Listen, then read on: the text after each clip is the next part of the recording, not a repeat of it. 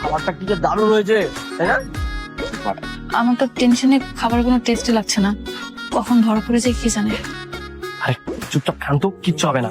আমার অনেক এক্সপিরিয়েন্স আছে, আমি এর আগে অনেক খেয়েছি। যদি কেউ চিনে ফেলে? কেউ চিনবে না, পিছনে গিট দিয়ে এসেছি, প্রয়োজনে আবার পিছনে গিট দিয়ে চলে যায়।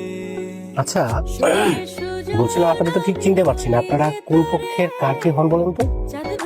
আপনাকেও তো চিনতে পারলাম না, আপনি কোন পক্ষের লোক? হ্যাঁ, আমি আবার কোন পক্ষে? আমি ছেলে পক্ষে, আমি ছেলের আপন মামাতো ভাই। ও, আর আমি হচ্ছে মেয়ে পক্ষের, আমি মেয়ের মামাতো ভাই। মেয়ে পক্ষের লোক? মেয়ে পক্ষের লোক না আগামী কাল আসার কথা।